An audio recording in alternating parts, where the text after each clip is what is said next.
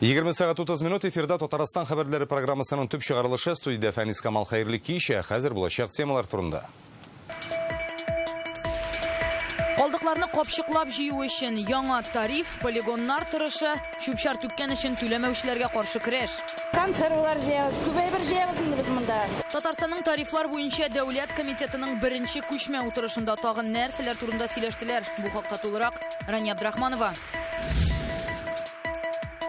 Йортлары янәшәсендә җирләү буенча хезмәтләр күрсәтү оешмасы ачылачак. Мәйетләрне соңгы җылга зата торган не ашамды. Шушы организация ашамды. Хушлашу мәрәсиме үткәрү залы төзер өчен халыкның сарайларын сүтәргә кушканнар. Нурлатларга хәзер ни эшләргә? Филүзә Хәмидуллина мәсьәләгә ачыклык кертте. Мөмкинлеге шиклеләр өчен нинди мөмкинлекләр тудырырга кирәк? Һәрбер районда үзәк ачырга дигән карар кылынды. Казанда бу юнәлештә башкарылачак эшләрне шәһәр думасы сессиясендә барладылар. Фикерләрне Гөлназ Сәйфетдинова тыңлады. Кием генә димәгез. Үзебезнең кодны бүгенге заманаша иттереп һәм инде таныту, эшләү, киләчәккә күрсәтү. Казанда этно-фэшн фестиваль дәвам итә. Милли кием, бизәнү әйберләре, кирәк-яракларның хәзерге тормыштагы әһәмияте турында Илгиз Шәкуров. Татарстанның тарифлар буенча Дәүләт комитеты авыл җирендә шүпшарны капчыкларга җыйган өчен аерым тариф кертергә тәкъдим итә. Монда контейнер куя торган урыннар төзергә кирәкме диyorlar. Транспорт чыгымнары күбрәк. Әлеге тәкъдим комитетның Ярчалуда узган беренче күчмә утырышы вакытында яңгырады. Монда төбәк операторы һәм коммуналь хуҗалык оешма җитәкчелеге каты көнкүреш калдыклары реформасының барышы турында фикер алышты. Ни өчен халык контроле порталында шүпшардан зарланучылар кимеми соң? Нигә кайбер районнарда калдыкларны чыгарган өчен азрак та түли башлаганнар? Бу хакта безнең репортаж.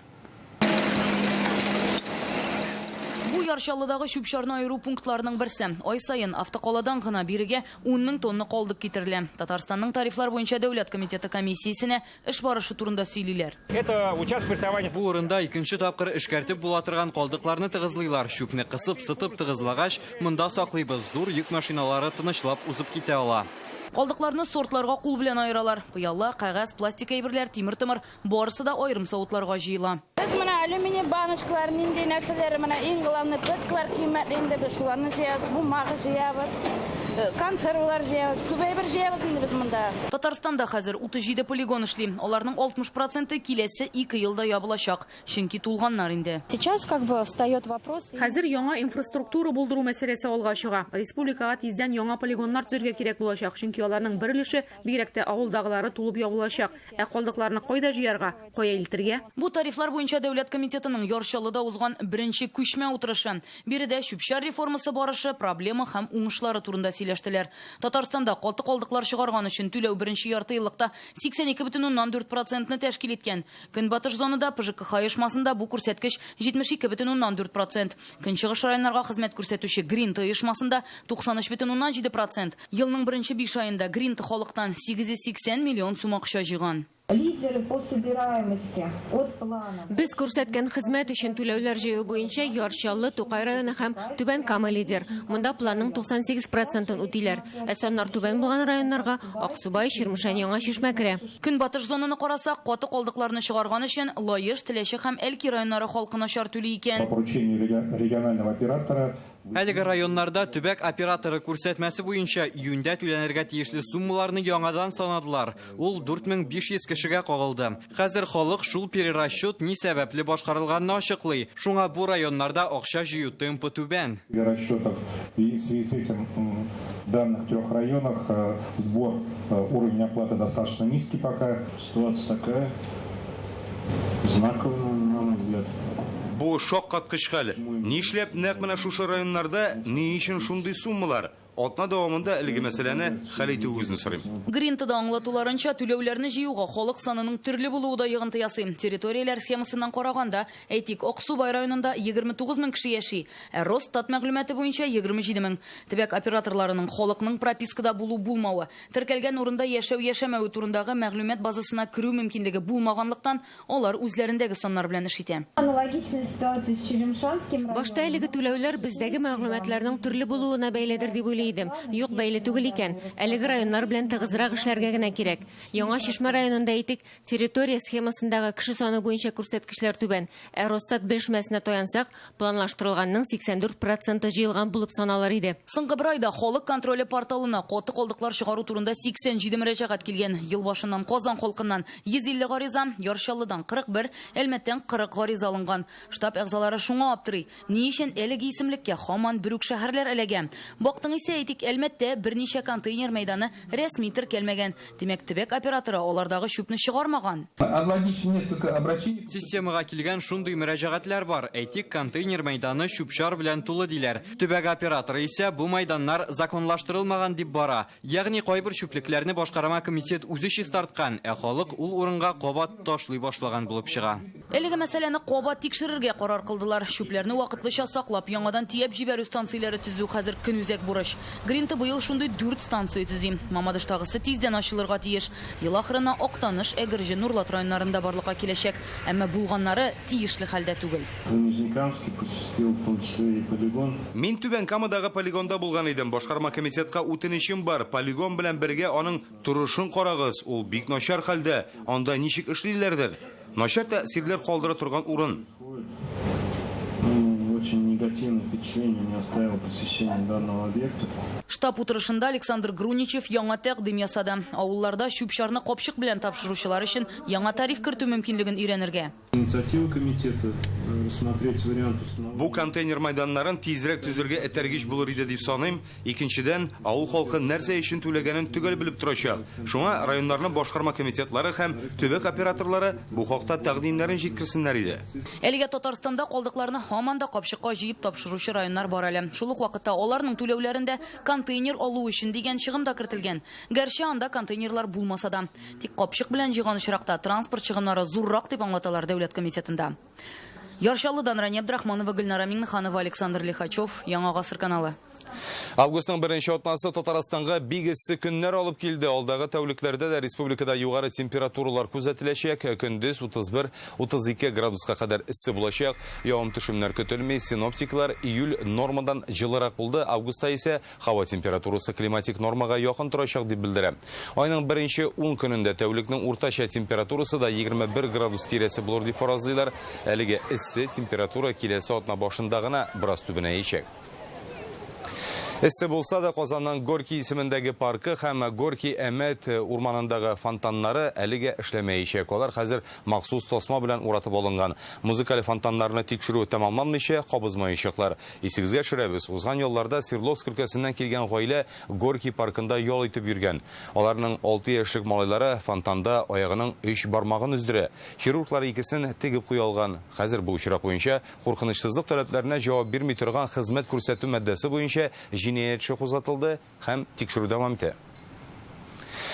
Кыйну сезоны корбаннары исемлеге көннән-көн зурая кызганыч. Аксубай районының Яңа Илдерәк авылы янындагы елгадан куткаручылар 50 яшьлек иротның мәетен табып ала. Ул батып үлгән.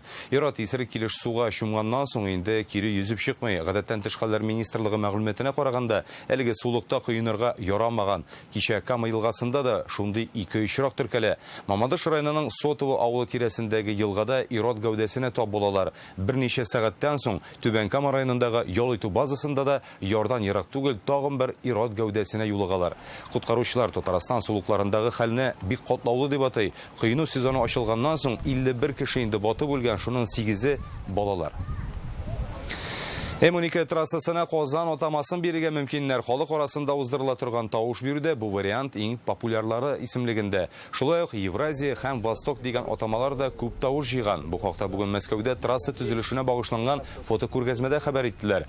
Автодор оешмасында әйтүләренчә, ел ахырына трассаның Мәскәү һәм Владимир өлкәләреннән узачак өлешен ачачаклар. Шул вакытка Мәскәүдән Екатеринбургка кадәр сузылачак магистральнең исеме дә сайланачак. Аны халык фикерен истә тотып билгеләй тәкъдимнәрне исә электрон почтага юлларга мөмкин. Кулы сузымында гына жиназа залы түзергә җыйналар. Безнең редакциягә Нурлатта эшчеләр шулай дип мөрәҗәгать итте. Халык Шашын урамында жиназа хезмәтләре күрсәтү оешмасы ачарга теләүләрен белеп алган. Хәзер аларга үз йортлары каршындагы сарайларны сүтәргә дә кушканнар. Алар сөйләвенчә, язы муниципалитет элек бакча булган җирләрне арендага биргән, җитмәсә янәшәдә генә шәһәр моргы бинасы да тора. Әгәр корылмаларны сүтсәләр, моргта һәм жиназа бинасындагы хәлләр күренеп торачак дип бирде яшәүчеләр. Роспотребнадзор идарәсе моңа ничек карый микән соң? Мәсьәләгә Фирүзә Хәмидуллина ачыклык кертте. Бу безнең гараж кебек инде, бөтен әйберләребез шунда. Бу Гайнетдиновларның базы һәм кечкенә генә сарае, бәрәңгеләрне дә кирәк яракны да шушында саклыйбыз ди хуҗабикә. Каршыда гына яшешә утыртыр өчен участок та бар. Барысы да аларга фатир белән бергә бирелгән. Бу йортны 35 ел элек үзәк хастахана хезмәткәрләре өчен төзиләр. Медработникларга биргәннәр. Бу буш җир сарай бит инде, монда инде шул үстергәнчә кешеләр куллансыннар дип инде үзләренә үстерсеннәр, әйберләр. Нидә базда ясадык инде монда. Менә 36 елдан бери шунда без торып, шунда бөтен әйберләрне саклап, бөтен әйберләрне үстереп яшәп ята идек матур гына. Хәзер биредә 40лап гаилә яши, һәрберсенең бакчасы һәм шундый корылмасы бар. Аларны рәсмиләштерергә дә тырышып караганнар, әмма барып чыкмый. ТСЖ сказала, что на землю будут оформлять и собрали по 240 рублей с квартиры. Безгә 10 ел элек идарәче оешма бу участокларны хосусыйлаштырабыз дип әйтте. Һәр гаиләдән 240 сум акча да җыйдылар. Шуның белән эш тукталды. Хакимияткә барып караган идем, беркем берни әйтмәде. Никто конкретно не мог сказать. Оформление есть. Сказали, где-то есть в администрации бумага. Ни бумагу я не нашла. Әмма бер атна элек бу корылмаларны сүтәргә дигән игълан килә. Хакимияттән дип язылган була. Имеш үтәмәгән очракта штраф салыначак. Объявление китереп белгәннәр. Сносить сарай до 26 июля. Иначе штраф була. Администрация язылган. Администрациягә обратиться итсәк, мы не знаем диләр. Шундый ук хәбәр идарәче оешмага килеп ирешә. Җирләрне арендага алган кеше җирләү буенча хезмәтләр күрсәтү бинасы төзергә теләвен әйтә. Безгә бер хатын килде безнең монда ди безгә, мин дә шуннан җир алдым ди. Мәтәм нинди нәрсә була сезнең соңгы юлга мәйетләрне соңгы юлга җуатырган, зататырган организация ачам ди. Мәтәм сез ничек алдыгыз аны? Миңа да сарайлар мишә әйтә, мәтәм сарайлар кешеләрнеке, сарайларны сүтәргә бер көн генә вакыт җитми мәтәм. Әгәр дә сарайларны сүтеп биредә шундый оешма төзүсәләр, йорт каршысы мәйет озатучылар һәм машиналар белән тулачак дип биредә яшәүчеләр. Өстәвенә өйләренә ерак түгел морг бинасы урнашкан. Ул да күренеп торачак диләр. Хәзер шушы сарайларны алдырып, юл төзергә әйтәләр. Беренчедән безнең Дом краенда юл да мишә итте. Бу сарайларны эшләтәбез хәзер базларны. Җирләү буенча хезмәт күрсәтү оешмасы менә шушы урында төзергә ниятләр. Бер якта морг урнашкан, икенче якта күп катлы йорт. Әгәр дә анышыннан да төзсәләр, ул безнең йорттан нибары 20 метр ераклыкта булачак дип борчыла биредә яшәүчеләр. Әлегә бу агачлар һәм сарайлар йортны моргтан каплап торган. Әгәр дә аларны сүтсәләр, бар да безнең күз алдында узачак дип биредә яшәүчеләр. Нам морг не мешает. Но вот это, что сейчас хотят возить тут трупы, памятники, гробы, вот это. Безгә морг кыенлык тудырмый, әмма җирләү буенча хезмәт күрсәтү оешмасы ачылса, анда табутлар кайтарачаклар, мәйетләрне кертәчәкләр. Барында без күреп торачакбыз. Безнең яшь балалар бар, аларга һәр көнне үлем турында сөйлик миндә. Биредә кабер ташлары һәм табутлар сата торган кибеткенә булачакмы, әллә инде чыннан да хушлашу мәрәсиме үткәрү залымы? Арендатор безнең белән бу хакта сөйләшергә теләмәде. По телефону ничего комментировать не буду, как бы. Когда или в аренду взяли? Неудобно разговаривать сейчас. Без район башкарма комитетына мөрәҗәгать иттек. Бу участокның чыннан да 10 елга арендага биргәннәрен расладылар. Биредә төзелеш нормативлары буенча яңа бина төзелергә мөмкин диделәр. Палата земельных имущественных отношений по инициативе заинтересованного лица данный земельный участок был сформирован. Җир һәм милек мөнәсәбәтләре палатасы әлеге җирне сатып алырга теләүче булгач, аны аукционга куйды. Яңа объект җир участогыннан 3 метр ераклыкта төзелә ала. Күп катлы йорттан җир участогы 3 метр ераклыкта булырга тиеш. Димәк, 6 метр ара. Бу янгын куркынычсызлыгы таләпләренә туры килә. Әлеге очракта аралык 14 метрны тәшкил итә. Бу төзелеш нормаларына да янгын куркынычсызлыгы таләпләренә дә каршы килми. Что не противоречит ни строительным нормам правил, ни пожарным нормам правил, ни санитарным нормам правил. Әлеге төзелешкә рөхсәт кәгазе алыр өчен башкарма комитетка мөрәҗәгать итүче булмаган, объектның проектын да китермәгәннәр. Әгәр арендатор биредә мәйетләрне соңгы юлга озату залы ачарга уйласа, Роспотребнадзор идарәсе рөхсәт бирмәскә мөмкин. Мондый биналар йортларга якын урнаша алмый. Согласно требованиям санитарно-эпидемиологических правил. Шәһәр һәм авыл җирлекләренә кагылышлы санитар таләпләр буенча хушлашу мәрәсиме үткәрү заллары мәйетләрне соңгы юлга узатырга әзерләү мөмкинлеге булган биналарны йортлар яныннан 50 метр ераклыкта гына төзәргә рөхсәт ителә. Кабер ташлары һәм табутлар сата торган кибет ачылырга мөмкин. Биредә яшәүчеләр хәзер прокуратурага күмәк хат юллаган. Нурлаттан Филүзә Хәмидуллина, Эрик Хәбибуллин, Яңа Гасыр каналы. Иртәгә Казанда коронавирустан вакцина ясату өчен өстәмә пункт эшли башлаячак. Ул башкаланың Южный сәүдә үзәгендә ачыла. Прививка кадатырга теләүчеләрне һәр көнне иртәнге 10-нан кичке 7-гә кадәр кабул итәләр. Монда Спутник V-ның 2 компоненты да бар. Гомумән вакциналаштыру 2 этапта уза. Коронавирустан вакцина ясату турындагы сертификатны алу өчен дәүләт хезмәтләре порталында теркәлергә кирәк. Ревакцинациягә килгән очракта QR-код һәм сертификат инде беренче компонентны кадатканнан соң ук бирелә. Табиблар прививка көзгә кадәр ясатып калырга киңәш итә. Казанда мөмкинлеге чикле балалар өчен булган сыйныфларга ремонт ясау һәм җиһазландыру буенча яңа социаль программа эшләтеп җибәрәчәкләр. Шул рәвешле 45 мәктәптәге 136 кабинетны яңартырга җыйналар. Бүген бу хакта Казан шәһәр думасы сессиясендә билгеле булды. Анда каралган төп мәсьәләләрнең берсе башкалада яшәүче мөмкинлеге чиклеләр өчен уңайлы шартлар булдыру өчен дәвам итү. Хәзер Казанда 85 мең инвалид исәпләнә. Сессиядә балаларны тернәкләндерү, укыту, юлларын оештыру, өлкәннәрне эшли итү мәсьәләләренә аерым тукталдылар. 5 яшь кызым бар, аның диагнозы ДЦП. Алсу Шихапова бүген сессияга мөмкинлеге чикле балалары булган әниләр исеменнән чыгыш ясарга дип килә. Барысы өчен уртак булган борчуларны җиткерә. Әйтик, йөри алмаган урын өстендәге инвалид балаларны әниләр Зәкиев урамындагы балалар бакчасына йөртә ала. Андый учреждениеләрне һәр районда ачуны сорыйлар һәм бакчада баланы көне буена калдырып булсын иде диләр. Ул садик эшли һәр көнне, анда баралар 3 сәгатькә һәм бала белән әни утыра шул бүлмәдә. Чөнки калдырып китәлмиләр. Каядыр бару да кыен, инвалид баланың коляскасын сыйдыра алырлык социаль такси кирәк. Сабыйын башка карар кешесе булмаганнар өчен социаль бала караучы программасы бер эшләп алган. Хәзер юк. 74 әнигә ярдәм ителде һәм быел да сентябрь аеннан декабрьгә кадәр бу түләүләрне эшләргә иде. Ел дәвамында итә алмыйбыз, чөнки моның өчен безнең акча бүленмәгән. Бу ярдәм дә бары тик Илсур Рәисулы инициативасы белән спонсорлар ярдәмендә менә шулай хәл ителә. Бүген Казанның балалар бакчаларында сәламәтлегендә төрле тайпылышлар булган балалар өчен 655 төркем эшли, 9 коррекция мәктәбе һәм 45 мәктәптә махсус сыйныфлар бар. 136 кабинетка ремонт ясарга махсус җиһазлар алырга кирәк. Моның өчен 150 миллион сум акча таләп ителә. Әлеге мәсьәләне хәл итү өчен шәһәрдә яңа социаль программа булдырырга тәкъдим итәләр. Не за 1 год, но и не за 5 лет. Бүтін кабинетларны да 1 елда эшләп бетереп булмас. 2, иң күбе 3 елдан бу эшне башкарып чыгарга тиешбез. За 2, за 3 года, но 3 года это такой долгий срок.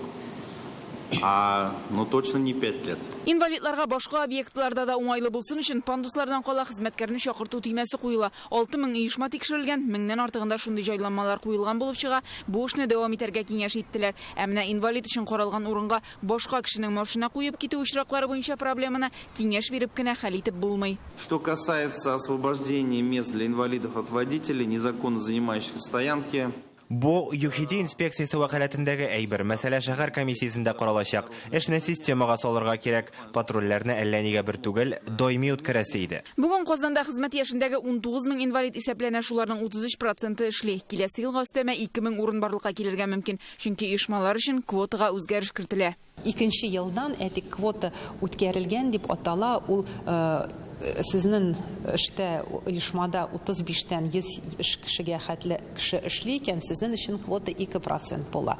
100 кешедән артык оешмада эшли икән кеше, квота 3% була. Һәм ул квота, менә мин эш урынын бирдем инвалидлар өчен, алар килми дип, ул квота үтәлми. Ул эш урынына квота булырга тиеш һәм ул эш урынына инвалид урнаштырган булырга тиеш.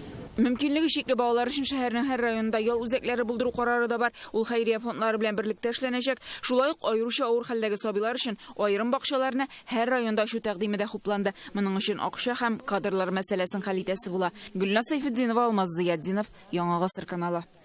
Ничек итеп тиешле контент сойларга, кызыклы хэштеглар кулланырга һәм аудитория ихтияҗларын исәптә тотып эшләргә. Әлеге сорауларга җавапны Иннополиста узучы шәһәр брендын социаль челтәрләр аша үстерү дип аталган форумда табарга була. Бүген блогерлар, заманча платформалар белән кулланучылар һәм IT белгечләр Россиянең иң яшь шәһәренә җыелды. Илнең 47 төбәгеннән 300 катнашучы. Шулай ук топ блог проекты ярым финалистлары да бар. Ни өчен алар интернет киңлекләренә чыгуда үрнәк итеп Иннополисны алган соң? Моны хәбәрчеләребез сорашты.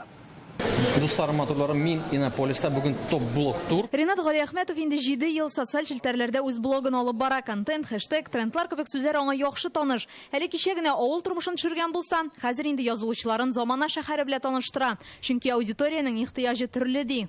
Менә бер вирусный ролик төшерсәгез, сезнең бөтен яңалыкларны күрсәтәр икән, сезнең анда 5000 язучы булса, сез уже блогер буласыз. Шәһәрнең данын күтәрү, аны дөньяга танытуда социаль челтәрләрнең дә роле зур. IT-белгечләр һәм блогерлар әлеге өлкәдә зур эш башкара да инде. Бүген аларны яңа технологияләрне үзләштерү һәм күнекмәләрен арттыру өчен киләчәк шәһәрендә җыйдылар. Иннополисның киләчәк шәһәре дип атау юкка түгел, ул Россиядәге иң яшь шәһәрләрнең берсе. Күпләр аны IT башкала буларак белә. Әлеге шәһәр безнең илнең технологиягә кагылышлы мөмкинлекләрен ныгыту һәм үстерүгә зур өлеш кертә. Татарстанда югары нәтиҗәләргә ирешү өчен бөтен шартлар да бар. Моңа ничек ирешкәннәр? Шәһәр брендын социаль челтәрләр аша үстерү форумында катнашучыларны шушы сорау борчый. IT-белгечләр мөмкинлекләрен үстерү өчен дөньяның төрле урыннарын сайлый ала. Шуңа күрә Россия аларны җәлеп итеп торырга тиеш. Например, Иннополис кешеләрне үз аккаунтларын тәкъдим итәргә өйрәткәндә без нәтиҗәле эшләп килүче үрнәк күрсәтергә тиеш. Иннополис IT технологияләрне заманча мөмкинлекләрне куллана. Шуңа күрә башкалар өчен дә кызыклы. Татарстан президенты Рөстәм Миңнеханов та социаль челтәрләрдәге иң актив төбәк җитәкчесе. Аның миллионлап язылучысы бар. Халыктан килгән мөрәҗәгатьләргә ул еш кына үзе дә җавап бирә, комментарийларны да укый. Рөстәм Миңнеханов аккаунтын үзе алып бара. Аңа ярдәм итүче төркемебез бар. Язылучылар җибәргән хатларны җиткереп торсак та, ул аудитория белән элемтәдә шәхсән булырга тырыша. Форумда катнашучылар да аудитория белән элемтәне югалтмаска тырыша. Иннополистан Россия мөмкинлекләр иле президент платформасының топ-блок проекты ярым финалистлары. Нужно находить какую-то изюминку. Хәзер үз исемеңне булдыру авыр, сине карасыннар өчен башкалардан аерылып тору мөһим. Гади генә көнкүреш предметларыннан үзенчәлекле әйберләр ясарга өйрәтәм. Үзләрен борчыган сорауларга җавапны алар лекцияләр, экспертлар белән очрашулар һәм экскурсияләр вакытында эзли. Самое главное не обращать внимания на критику. Блогерларны гел тәнкыйтьләп торалар, кеше сүзенә игътибар итмәскә киңәш итәр идем. Нәрсә турында гына төшерсәң дә, аны теләп башкарырга кирәк. Замана белән бергә атлау җиңелләрдән түгел ди блогерлар. Шуңа күрә белемнәрен арттыру өчен мөмкинлекләрне кулданыш хындырмаска тырышалар. Алар өчен лекция һәм мастер-класслар уздырыла. Инзилә Хөсәйнова, Рәмзил Гарипов, Яңа гасыр каналы. Казанда җырчы Рәшид Ваһаповка һәйкәл куелачак. Аны кайчан һәм кая урнаштырырга җыенганнарын Реальное время интернет газетасыннан укып белә аласыз. Казан ике атнага илнең мәдәни үзәгенә үрелде. Башкалада яшәү стиле мәдәни код дип аталган этно-фэшн фестиваль бара. Бүген аның икенче көне. Безгә Россиянең 30 төбәгеннән һәм башка илләрдән һөнәрчеләр, рәссамнар, дизайнерлар һәм модельерлар килде. Алар үз эшләрен тәкъдим итә, милли үзенчәлек турында фикер алыша, тәҗрибәдә уртаклаша. Хәзинә галереясендә күргәзмә эшли, Камал театры каршында ярминкә гөрли, Казан Кремлендә киемнәр күрсәтәләр. Хәзерге тормышта милли кием, бизәнү әйберләре һәм башка кирәк-яраклар нинди әһәмият фестивальның төп майданнарыннан безнең репортаж.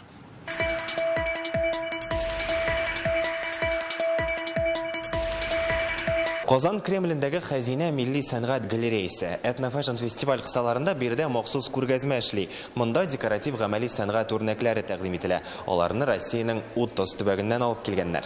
Милли бизәкле киемнәр, бизәнү әйберләре, агач һәм таштан сыннар, курчаклар, күннән эшләнгән картиналар. Күргәзмәдә 500дән артык экспонат. 90нчы елларда аларның күбесе аерым кешеләр өчен генә күрсәтелгән. Араларында беренче тапкыр тәкъдим ителгән экспонатлар да бар. Мы привезли, кроме всего художников, авторов. Экспонатлардан тыш без бу эшләрнең авторларын да алып килдек. Алар күргәзмә белән танышучыларга эшләре турында үзләре сөйли. Бу күргәзмә халыклар дуслыгында ныгыта дияргә була. Авторларыбыз 20 төрле милләт вәкилләре. Безнең вазалар, шушы вазалар именно это авторские работы. Илсия Кузнецова татар кызы, Уфада туып үскән, хәзер Санкт-Петербургта яши. Аның ире фарфор эшләнмәләр ясый торган оешма булдырган. Күргәзмәдә үз эшләрен тәкъдим итәләр. Татарстанга кайту һәм этнофэшн фестивальдә катнашу Илсияне яңа идеягә этәргән. Без уйлыйбыз хәзер татар халкы элементларын кертергә безнең мануфактурага. Барсы да кул эшләре. Фестиваль кысаларында Камал театры каршында ярминкә эшли. Бирдә төрле халыкларның киемнәре тәкъдим ителгән. Татар модельерлары калфак һәм хәзитәләргә сорау зур ди. Башкортлар нәркәз дип аталган баш киеме, кашмау, безнең изүләрне алыштыручы селтәр тәкъдим итә. Белоруссия кунаклары җитеннән тегелгән киемнәр алып килгән. Липецк өлкәсендә селтәрдән ясалганнары популяр икән. Люди стали избавляться от унифицированного и все больше и больше любить вещи, сделанные руками. Өстәл янында төрле җирләрдән килгән керамика осталары җыелган. Үзбәкстан, Мәскәү, Удмуртия, Чувашия, Татарстан этнофэшн фестиваль ул әле тәҗрибә уртаклашу урынында. Керамика осталары алдында хәзер үзләрен таныту, эшләрен киңрәк даирәгә тәкъдим итү бурычлары тора. Керамика дигән әйбер ул бик тирән әйбер. Ул Коръәндә дә язылган. Аллаһ Тәгалә кешене нәрсәдән яраткан? Балчыктан. Һәм инде менә бүгенге көндә балчык ул менә рухи, дини бер мугҗиза әйбер. Программада Шүлмәкче Илгизәр Хәмидулла остаханә дә үткәрде. Аның күзләре күрми, әмма бу сәнгать әсәрләре тудыруга комачауламый. Бик зур теләк кирәк, ясарга, ясыйсы килгән теләк кирәк. Мисал өчен әйтәм, минем 3 ай утырдым. Абсолютно бер нәрсә килмәде, чыкмады. Но теләк бик зур иде. Тукай заманындагы костюмнар, камзол һәм калфаклар ялтырап торган аяк киемнәре. Бу Казан дизайнерларының татар дөньясы дип аталган кием коллекциясе. Әлеге костюмнар онытылып барган киемнәрне безнең тормышка кертеп җибәрү максаты белән тегелгән. Главная цель дизайнера сегодня. Хәзер һәр дизайнер мәдәни кодны эзли, һәр костюм ул тарихның чагылышы. Без ул кодны таптык. Безнең өчен ул элеккедән калган кием үрнәкләрендә заманчаларын булдыру. Казан Кремлендә үз киемнәрен Россиянең 24 төбәгеннән һәм 6 чит илдән килгән 30 дизайнер тәкъдим итә. Аларны әле 5 августка кадәр һәр кичтә күрергә була. Илгиз Шәкүров, Олег Мыльников, Илшат Мөхәммәтов, Яңа гасыр каналы. Бүгенгә менә шундый хәбәрләр иде. Сәламәт булыгыз.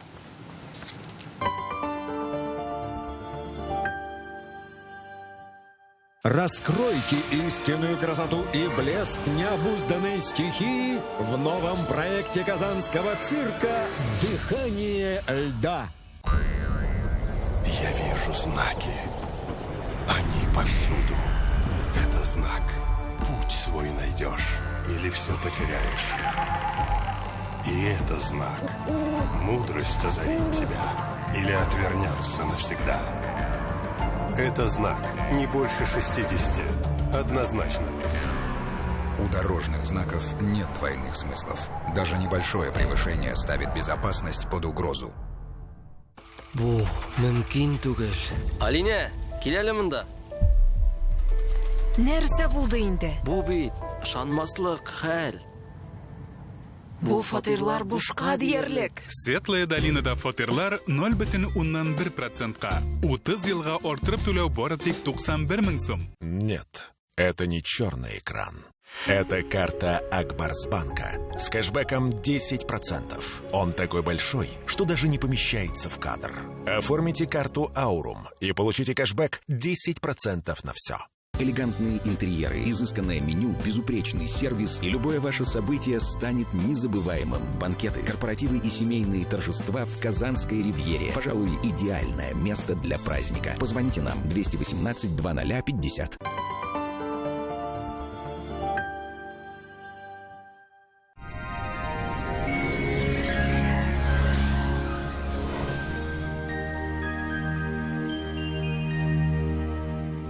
Исәнмесез, эфирда һава торышы чаралышы. Республикабызда тотрыклы эссе көннәр саклана. Яндекс погода мәгълүматы буенча, көньяк-көнчыгыш Бөгелмә, Баулы, Азнакайда аяз 27 градуска кадәр җылы. Төньяк-көнчыгыш Түбән Кама, Яршаулы, Алабугада уртача 28 градус җылы. Төньякта Актаныш, Әгәрҗе, Менделеевскида явым-төшемнәр көтелми 28 градуска кадәр җылы. Төньяк-көнбатыш Арча, Кукмара, Балтачта коры һава уртача 28 градус җылы. Көньяк-көнбатыш Болгар, Буа, Чүпрәледә 28 градуска кадәр җылытачак дип фаразлана. Чистай, Нурлат, Мамадышта явым-төшемнәр көтелми 28 градус җылы. Җомга көнне термометр баганалары 30 градуска кадәр күтәреләчәк дип фаразлана. Бу көннәрдә үзегезгә игътибарлы булырга тырышыгыз.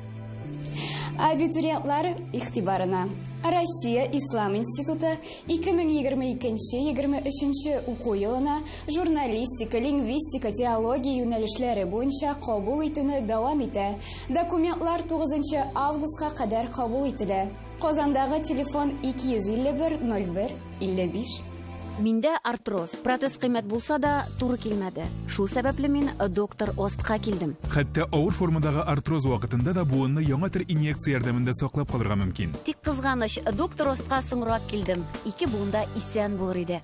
Доктор Ост федераль шелтәренең медицина үзәге сезгә операциясыз һәм авыртусыз умыртка баганасы һәм буыннар белән булган проблеманы хәл итүдә ярдәм итә.